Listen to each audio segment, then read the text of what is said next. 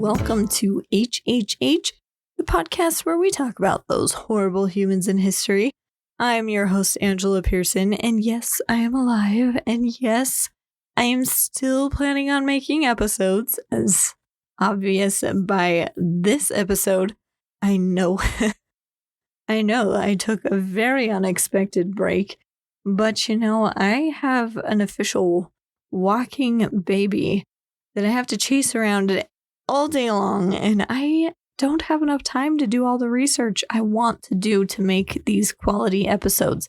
So, for now, the episodes might be a little sporadic. I'm going to try and get in a good habit again of getting these posted, but thank you so much for sticking with me. If you have been with me from the beginning, I appreciate it so much. If you are new to my podcast, welcome. I am so happy to have you here. And I do have a couple life updates for you. Like I said, my little baby is officially a 1-year-old. She's entering toddlerdom. So it's been a little crazy with that. It's been a little crazy. Just summer. Summer's supposed to be relaxing and fun. It's just been a little chaotic. And some news that is not so happy. My guest in the recording studio, talked about him a couple times. My little Maximus, my Max buddy, has passed on to doggy heaven, so he won't be able to join me anymore in our recording studio, and we miss him very much. So that's been a little rough this summer. So it's part of why it's been a little hard to get back in the swing of things, just missing one of my best friends. But here we are. We're excited to jump back in. I'm so excited to be here.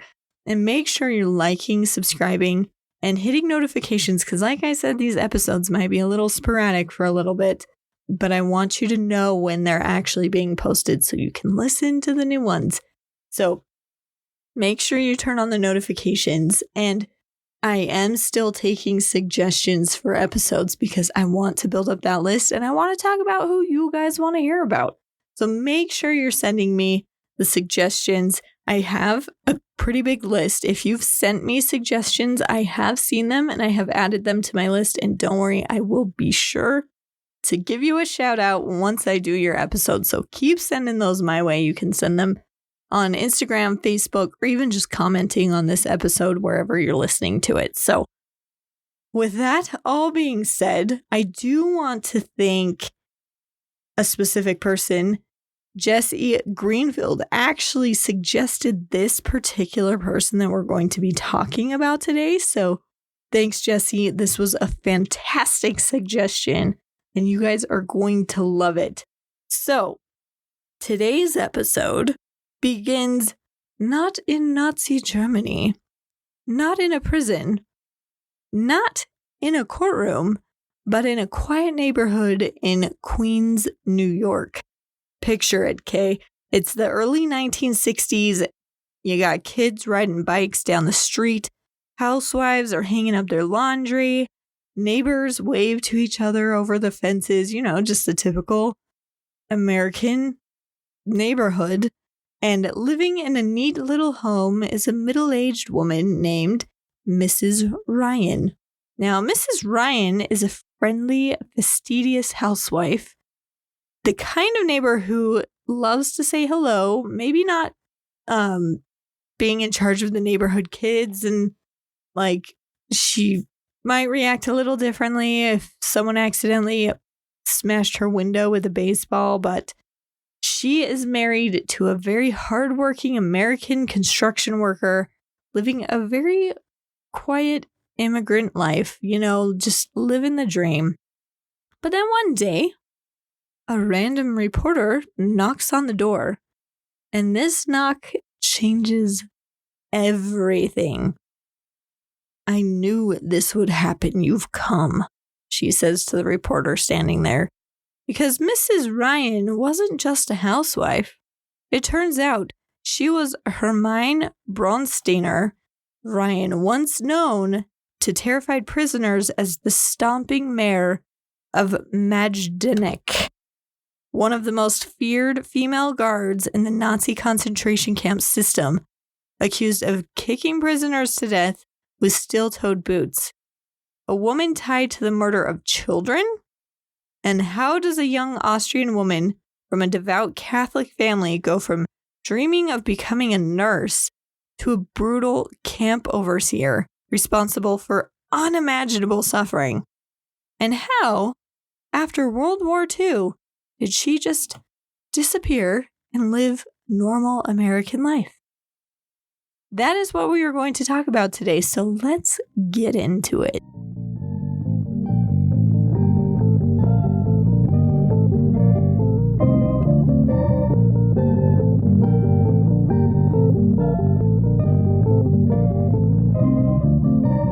Hermine Braunsteiner was born on July 16th, 1919 in Vienna. Now, timing matters a lot here. A lot. Because she was born in Europe that had just been shattered by World War I. World War I, if that had not happened, World War II would have never happened. I know that sounds weird, but literally, that's what happened. Austria-Hungary had collapsed. The economy was a disaster. Poverty was everywhere, and political extremism was growing like mold up damp walls. Like, it was going crazy. And Hermine's family, they weren't wealthy, not even close. Their family fell within the working class, or to be more specific, lower middle class, scraping by in a suburb that I can't pronounce of Dobling.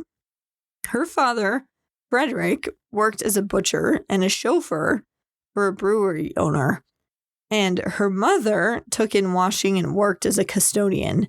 Money was super tight in their household, and they were living in cramped conditions in a city still recovering from war and humiliation. She was the youngest of 7 children in a strict Roman Catholic family.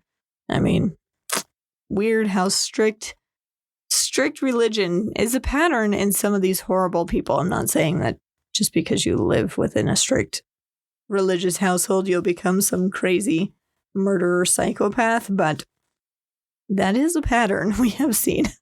Now, life wasn't easy for her. Hermine finished a Hauptschule, which is a type of lower secondary school in Germany that educates students from grades 5 through 9 or possibly 10. And she finished that up in 1933. And from the beginning, Hermine seemed to have been basically ordinary. Yeah, nothing stood out about this woman. Nothing extraordinary at all. And that's one of the most unsettling parts of this story is she was just your average Jane, you know? There's no dramatic childhood tale where everyone said, oh yeah, she was clearly evil. No, that is not part of this story. Teachers described her as quiet and serious, hardworking, but not especially bright, but she was disciplined. So she had some very big dreams. She wanted to become a nurse. Very ironic. The irony is crazy on this one. She wanted to become a nurse, which, you know, like I said, considering the story is so wild. But in 1934, her father actually passed away. And suddenly, the family needed every hand on deck to survive. And that meant that nursing school was not going to be an option for Hermine. Needing to help her family financially, she actually went back to work as a maid in Vienna, doing whatever it took to help put food on the table. So in the summer of 1936, she spent a few months with relatives in the Netherlands, trying her hand as a cleaner, but her limited education made things really tough to move up in the industry. So back in Vienna, she started working at an assembly at the brewery. So she was assembling things in the brewery where her dad had actually been employed.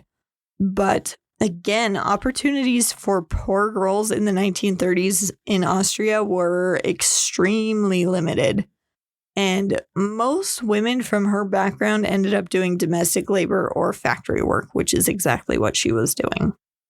And as Hermine grew into her late teen years, Austria itself was becoming increasingly radicalized.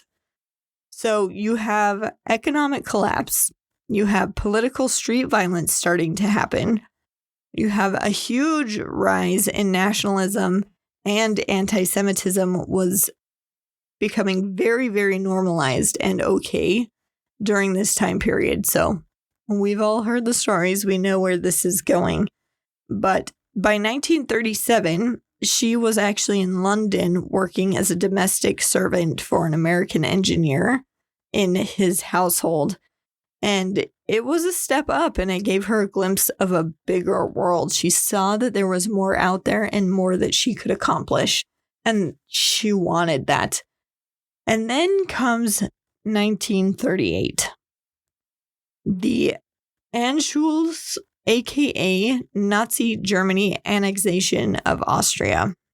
It's called the Anschluss. I can't even pronounce it right. Anschluss.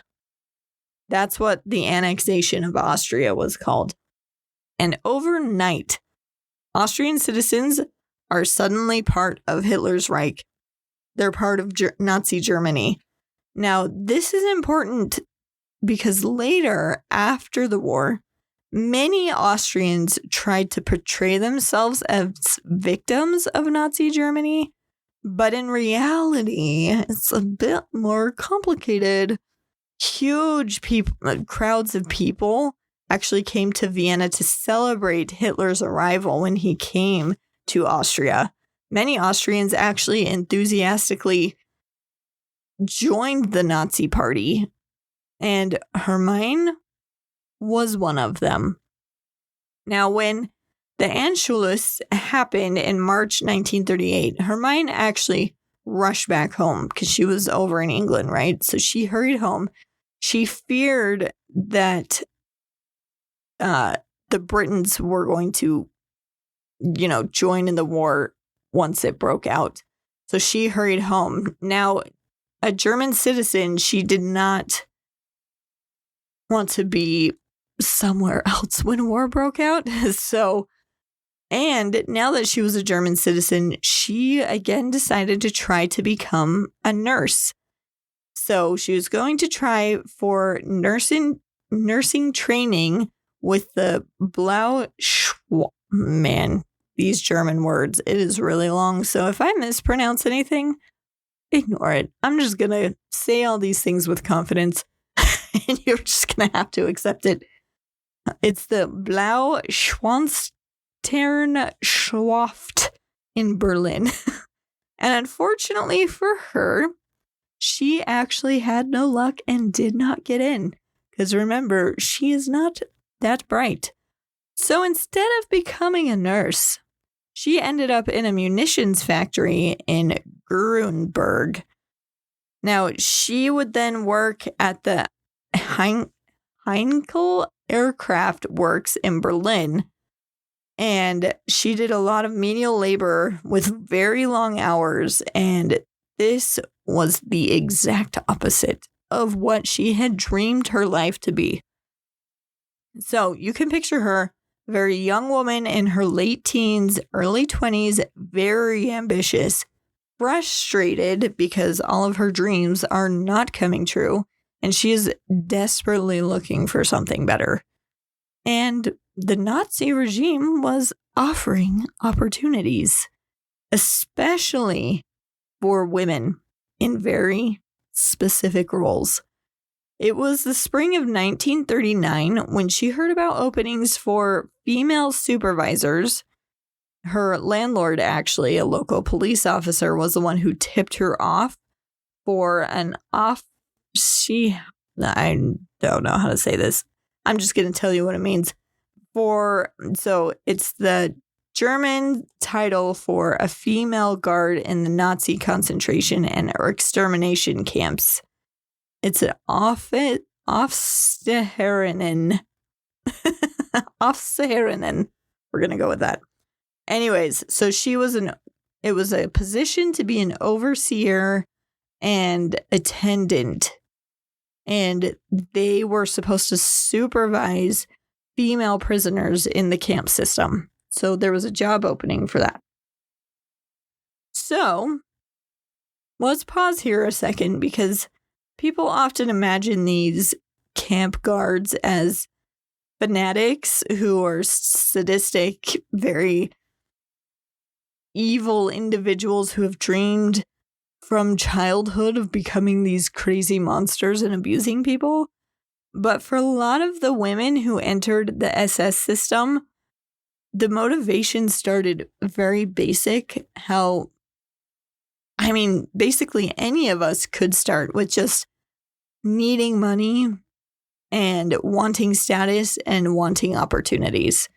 Don't worry, I'm not justifying this in any shape or form. I'm just putting a little bit of context to why someone might join this kind of horribleness. They weren't evil people. They were normal people that became evil. Okay, so female guards were often recruited heavily during the war because the Nazis needed laborers. They needed people who could work the camps, and there was a lot of men off at war, so women could do the job. And the job paid way better than factory work. There was better food, better housing, and you had authority, something that most women at that time never got. So this was very rare for a woman to be given so much authority. And for a woman from poor backgrounds like Hermine, who seemed to feel like they had absolutely no control over their circumstances, these jobs were very appealing because they could be very life-changing and give them opportunities that they'd been seeking for. So she actually joined in 1939, and the position she got was at the new Ravensbrück concentration camp for women. The pay was 64 Reichsmarks a week, which was quadruple what she was making at her menial labor job. So you can kind of see why it was appealing. And she applied and started training on August 15th of 1939 under another infamous horrible Nazi named Maria Mandel. Now, this is someone we could do a whole nother episode on, which we probably will in the future because she's pretty evil herself. But Hermine started her training just days before the invasion of Poland kicked off World War II. So literally just a few days and war was breaking out. So it's wild to think how a simple job ad for better pay could lead someone down such a dark path. But it does show you that this was an active choice she made. She purposely chose this. But this small career choice is where our story really starts. So this is when things really begin for Hermine. So she shows up to Ravensbrück, which was the main concentration camp for women north of Berlin.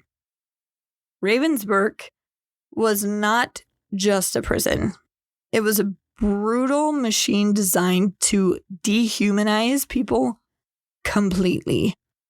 Women were beaten, starved, and worked to exhaustion, and then executed.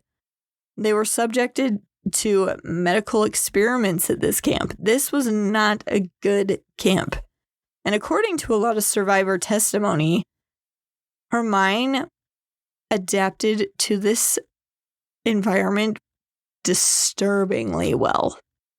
Very, very quickly, she developed a reputation for violence. Not discipline, violence. Hermine trained and quickly got to work as the prisoners started pouring in from occupied countries, because remember, the war started. And now that the countries are being occupied, all the Jews are being sent her direction. She was there for the very early years, and she witnessed and participated in camp's brutal daily reality. She spent about 3 years at this camp. So former prisoners actually described her as very explosive and aggressive. She was very quick to rage, and over time, she would slowly gain more and more promotions, which is very important to note. So cruelty in Nazi camp system was often rewarded. It wasn't seen as a bad thing, and I think we all know that. At Ravensbrück, Hermine worked among some of the most sadistic female guards in the entire Nazi system. So she herself became one of those sadistic female guards because it was normal. And as historians studying these camps have pointed out something kind of chilling about it. The environment itself encouraged brutality, which seems obvious, but guards who showed mercy were seen as weak, and guards who demonstrated ruthlessness actually advanced faster than everyone else.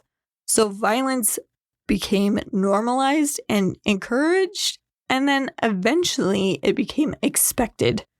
Hermine would carry a whip with her wherever she went, and she enforced punishments like nobody's business. She participated in the selection of prisoners being sent to the gas chambers. That was one of her favorite things to do, is to pick who got to go to the gas chambers. And some records even say that she would choose children, specifically children, in front of their mothers to be sent to the gas chambers because she thought it was entertaining to separate the mother from their child and have the child killed. That is disgusting. Survivors also recalled her kicking prisoners with heavy steel-toed boots. She loved doing that. Just stomping on people, basically. One former prisoner actually described her attacks as sudden explosions of fury. Another remembered guards enjoying the power they held over starving inmates, and Hermine became feared by all prisoners of the camp. So if you saw her coming, you tried to avoid her like the plague. But she had ambitions even inside this brutal, horrible system. There was actually a falling out between her and her supervisor at one point, and in October of 1942, she actually requested to be transferred, and the Nazi system saw her as super reliable and decided to give her greater responsibilities. So that request would take her to one of the most notorious places in the entire Nazi camp network, and that was, I can't talk because I was trying to say this word in my brain, Majdanek. So, on October 16th, 1942, Hermine arrived in Majdanek near Lublin in occupied Poland. It was both a labor camp and an extermination camp, complete with gas chambers and crematoria. So it had both of those things. It functioned both as a labor camp, like I said, and an extermination center. And unlike some of the other camps that were hidden away, Majdanek sat disturbingly close to ordinary civilian life. Like, people nearby could actually smell the cremations. That's how close they were to normal civilization. They could actually see the smoke rising out of the chimneys. So, people knew what was going on.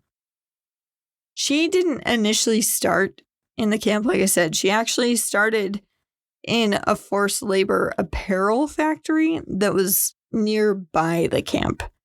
So soon after she had gotten there, she became promoted to assistant wardess in January 1943.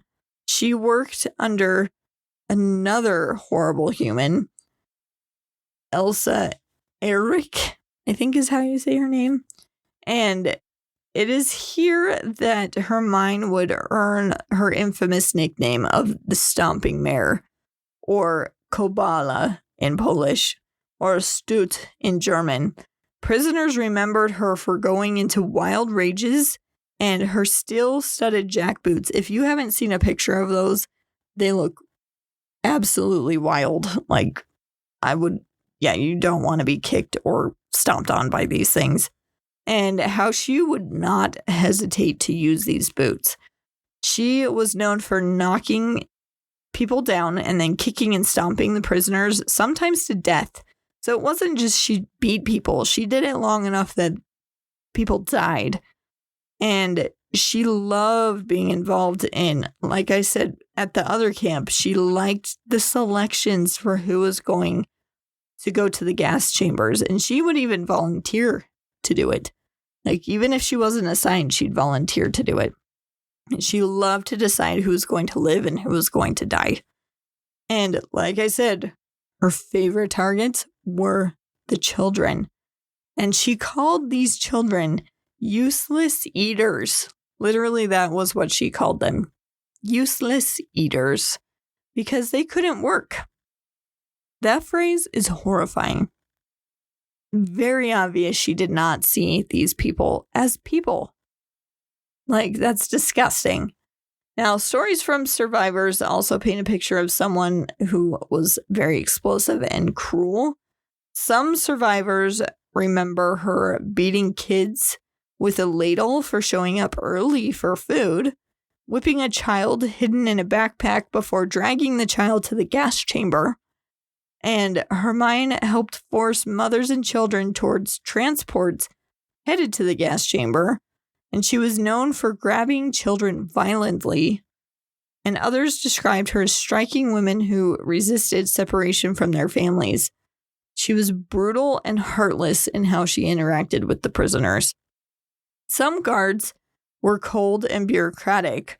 Hermine took it to the next extreme. She became physical very quickly. So instead of having that cold air about her, she just became violent and explosive. And if you're wondering how someone becomes capable of this, that's one of the central nightmares of the Holocaust. The system literally normalized atrocities step by little baby step. Like, people just slowly adapted and became used to this evil. They compartmentalized a lot and convinced themselves that they were just following orders. They were serving the state, or they were doing the necessary work. And slowly over time, their empathy just completely disappeared. Or maybe, like Hermine, some people willingly surrendered and enjoyed it, which is horrifying. So much so, she enjoyed it so much so that in 1943, for her incredible quote-unquote service, she received the War Merit Cross, second class, which is in Nazi Germany. It was decorations instituted by Adolf Hitler in 1939 to recognize military personnel and civilian for exceptional war effort contributions or service not quite meeting the criteria for the Iron Cross. So she was awarded an actual award for this behavior. Now think about it. A medal for the atrocities she's committing.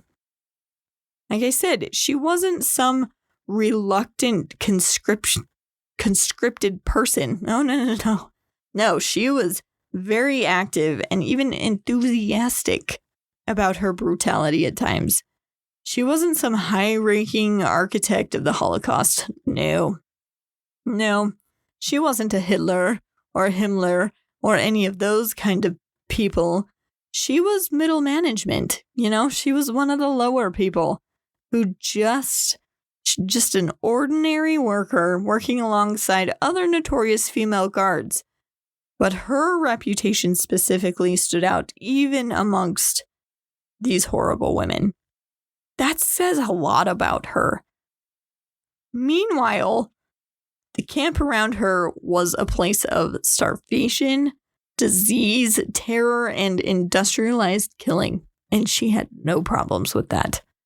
In January of 1944, as the front lines shifted, she was sent back to Ravensbrück.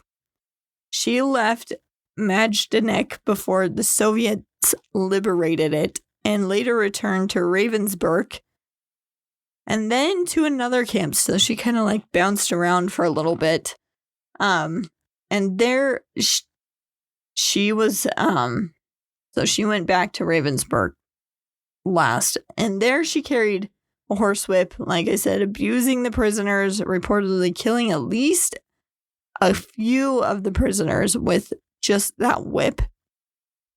And a French doctor later recalled her sadism, lashing a young Russian girl suspected of sabotage. So she loved using the whip along with her boots. By 1944 and 1945, the Third Reich was collapsing in on itself. The Allies were advancing, Soviet forces were pushing westward into German territory, and this meant that the camps were being forced to evacuate. And in the process, the Germans were destroying records.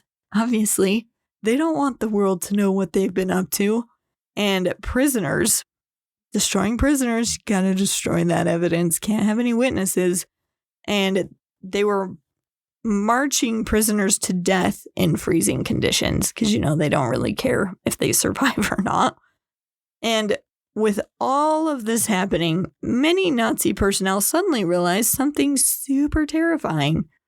Uh-oh, Germany was going to lose. And specifically for guards like Hermine, their own survival suddenly became a priority. They realized, oh poop, we're in the wrong, and we might be punished for this. We gotta get out of here. Now, when the war finally ended in 1945, Europe looked like the end of the world. Like, cities were completely destroyed, millions of people were dead, and there were refugees literally everywhere. And among the chaos, many perpetrators escaped scrutiny simply because there were too many crimes and too few investigators. So they could just easily blend in with the refugees. So as the Soviet Red Army approached in early 1945, Hermine actually fled Geneth, which is the town right by Ravensbrück, on May 7th, 1945, and made her way back to Vienna. She tried to slip back into normal life. Yeah, wild, right? She tried to just slip back into normal life and pretend like she had nothing to do with the Nazis. But she couldn't escape the justice that was coming. Austrian police arrested her in May of 1946 and handed her to the British. And I know, based off of my introduction, you're probably confused. Just hold on. We're getting there. Antsy pantsies. And so she was handed off to the British, and she bounced between internment camps before Austrian authorities finally rearrested her in 1948. Now, in November of 1949, the Austrian People's Court in Graz convicted her of crimes against human dignity for abuse at Ravensbrück. Non-fatal mistreatment. That is what she was accused of, and that is the crime she was convicted of. Yeah, you heard that right. Non-fatal mistreatment. That's it. But here's the shocking part. She was sentenced to 3 years in prison, but served only 16 months total, with credit for time served. Yeah, this is a woman who would later be linked to over 1,000 murders. Yeah, and crucially, they acquitted her on the Camp Majdanek charges due to lack of witnesses at the time. Yeah, she was released in April of 1950 and was told she wouldn't face any further prosecution, and even later got partial amnesty in 1957. I'm so curious how thorough this quote-unquote investigation really was. I'm sure based on her sentencing, it was not that thorough. Now, part of this came from just the sheer difficulty of post-war prosecution. Evidence was incomplete, because remember, the Germans destroyed a ton of evidence. Witnesses were scattered across Europe, so they had to regather witnesses and figure out who was actually where, when, and what actually happened. The full scale of the Holocaust was still emerging. Like, this was just a new discovery at this point in time. In the early 1950s, they were just like hitting the tip of the iceberg on what happened in like the full force of the Holocaust. But another factor was political exhaustion. By the late 1940s, many Europeans just simply wanted to move on. They were just done. The Cold War was starting, and so political priorities were starting to shift. And this allowed thousands of former Nazis to quietly just reintegrate into society. And Hermine was one of them. So after she was released, she worked a low-level job in hotels and restaurants in Carinthia, got there. Now enter Russell Ryan. He was an American Air Force mechanic stationed in Germany. The two actually met in 1957 and really hit it off. They actually got married in October of 1958. After they were married, they immigrated first to Nova Scotia in Canada, and then she entered the United States in April 1959. Hermine became a U.S. citizen on January 19th, 1963, and they settled in Maspeth, Queens, in New York. So Russell worked construction, and Hermine was the perfect housewife, fastidious, friendly, and she kept a nice, spotless home. Neighbors really liked her. She seemed completely ordinary. No one had a clue who she really was. Now, picture this contrast, right? The woman who once terrorized camps, murdered people, enjoyed putting people in gas chambers, now baking cookies and chatting over the fence with neighbors. It's almost really impossible to reconcile those two completely different views of the same person, which raises a really strange question in this entire story. How much did her husband know? How much did she actually tell her husband? Right? Because Hermine did tell him that she had been imprisoned after the war. So he did know that she had charges against her.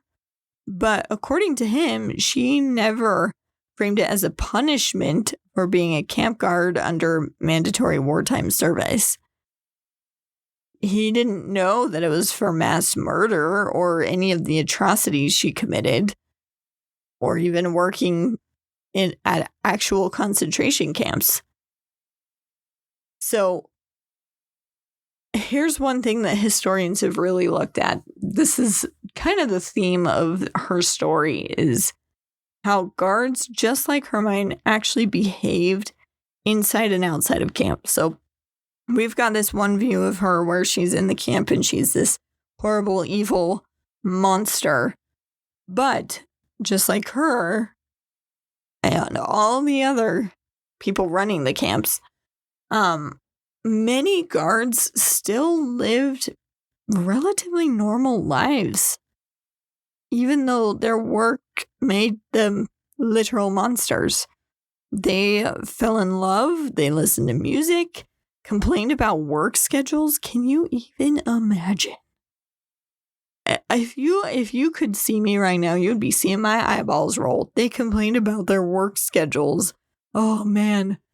I had to murder so many people today. Oh, what a pain. Ugh, disgusting. They would send letters home. I'm sure they did not include details on what they were doing for work. They even had pets. And that contrast is really psychologically disturbing for a lot of people. Because you can have someone who is participating in mass murder during the day, then writing cheerful little love letters at night. This was her mind. This is her behavior after the war reflected just this nonchalant attitude towards her quote-unquote work during the war. That's how all the guards kind of felt. It was just something they did. Now, Hermine would repeatedly minimize her role, just like she did with her husband. I am sure she was choosing to focus on the mundane living and did not want to admit what she had actually done. And this pattern actually becomes very important later because almost every camp guard who stood trial eventually claimed the same thing that Hermine did, like, I was just following orders, or I didn't know, I wasn't involved, it's exaggerated. Yeah, all of these were excuses in their trials, and they're all baloney. It also didn't help that a lot of Americans in the 1950s weren't really educated about the Holocaust yet, because most of the information about what really happened was very slow in coming out. Remember, internet was not a thing. Information did not spread very quickly. It took time for that information to get out and to spread across the world. So the public understanding of what actually happened evolved very gradually over the decades. And Hermine's husband could have fallen into this category of those who knew very little about the Holocaust. So because Russell married her and she became a housewife with neighbors describing her as reserved but friendly, no one suspected her of anything. You know, cooking, cleaning, attending church, just living that ordinary American life. She started to believe that she was invincible. Like, she would never have to face what she actually did. But unfortunately for Hermine, there was someone whose life goal was to actually track down the former Nazis. Simon Wiesenthal was that one man who was on the pursuit of finding Nazi fugitives and getting justice for the people. Bless his soul. So in the early 1960s, while in a Tel Aviv restaurant, survivors actually approached Simon after recognizing him, and they told him about the mayor, quote unquote, the mayor, and gave him some leads. Wiesenthal traced from Vienna to Canada to Queens. He tipped off the New York Times, and a young reporter, Joseph Lelyveld, went knocking on their door. So in 1964, Hermine answered, and she said, quote, "My God, I knew this would happen. You've come." Unquote. So she was aware. She'd been waiting for someone to come. And that line tells you literally everything. She knew her past had not vanished, and she knew someday someone would come looking for her. And once the story broke publicly, everything exploded. Headlines appeared. Americans were stunned. A nice Queen's housewife with this horrific past? It led to calls of her denaturalization, since she hadn't disclosed her Austrian connections or convictions because she had been convicted in Austria. Neighbors were absolutely shocked. And suddenly the quiet housewife next door was accused of being a concentration camp guard known for brutality. And her husband, Russell, defended her fiercely, telling journalists, "My wife wouldn't hurt a fly." Oh, that poor man. Oh, my heart breaks for him because he just did not want to admit that the woman he loved was evil. So, because this is the saddest part to me, is his belief in his wife, because he either truly believed that genuinely she could not have possibly done this, or he couldn't emotionally process the alternative that his wife was evil. But nevertheless, this is just the beginning of their legal battles. So, a fun fact, in 1972, after this story broke, vigilantes actually tried to firebomb her house, but they actually hit the wrong house. So, fun little tidbit there. Someone tried to get their own revenge and got it on somebody else. So, in 1973, West Germany requested the extradition of Hermine for the crimes she committed at Majdanek. Hermine became the first Nazi war criminal extradited. Wow. I know that word. Extradited from the U.S. to face justice for her crimes. She was held at Rikers, then Nassau County Jail. Her husband supported her the entire time. And after legal fights, she was sent to Germany in August 1973.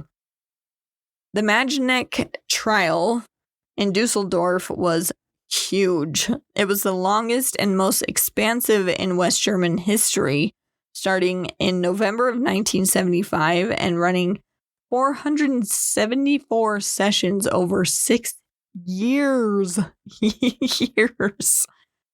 15 other former staff were actually tried alongside her, but Hermine became the central defendant in this case. Throughout the proceedings, she maintained variations of the same defense, which I kind of mentioned before. She was just following orders. She wasn't personally responsible for the deaths. Blah, blah, blah, blah, blah. Survivors testified about her boots, the whip, the selections, the children torn from mothers.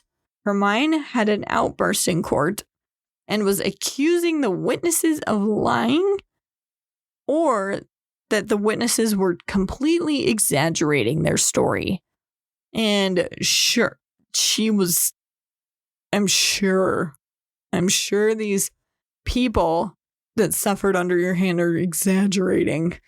Yeah, sure. And she reportedly, during these trials, was working on crossword puzzles or even knitting at times.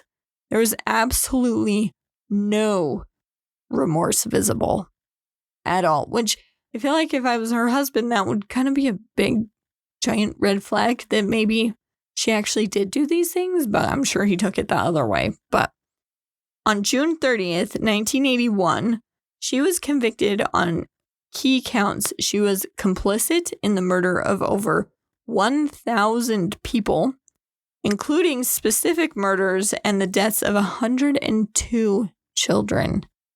It's so tragic. She got life imprisonment, harsher than many of the other co-defendants. The evidence against her, especially regarding the selections and abuse, deeply affected the judges because it made it very personal. And yet, even then, reactions were kind of mixed. Some people argued justice had finally been served, while others were asking why in the heck did it take so long. And some Holocaust survivors felt no sentence could truly account for what happened, which I don't blame them. A life sentence still means she gets to live, even though there was 1,000 people she helped to kill, right? But by the time Hermine actually began serving her sentence, she was getting pretty old. She developed diabetes and started to suffer from diabetes complications, and eventually one of her legs was actually amputated. And ironically, in 1996, after serving about 15 years of her life sentence, she was released on compassionate grounds due to poor health. Yeah, you heard that right. They released her from prison on compassionate grounds. That decision angered a lot of people, and rightly so. I totally understand why. After her release, though, she lived quietly in Germany. No interviews, no public apologies, no grand confessions, just silence, like literally silence. I was watching a documentary about her, and basically she was catatonic when she was released. Like, she would just sit in her wheelchair and just stare out the window.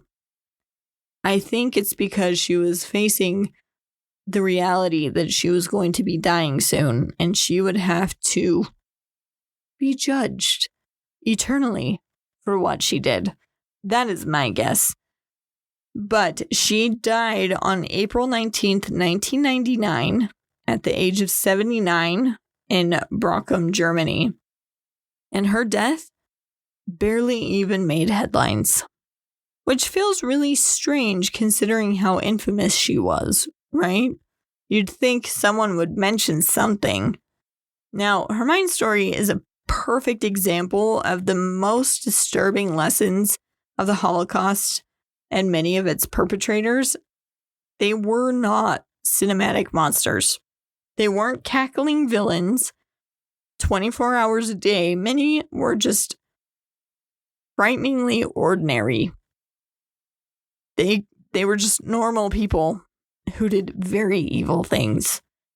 And this matters because it destroys the comforting myth that we want evil to look obvious. We want monsters to seem really inhumane. But history repeatedly shows us that ordinary people are the ones who can commit the most horrifying acts under certain systems and ideologies. Hermine's life demonstrates this very, very well. And I think it shows that anyone, literally any of us, in the right circumstances could become this evil monster. And it's really important to understand that psychologically about people.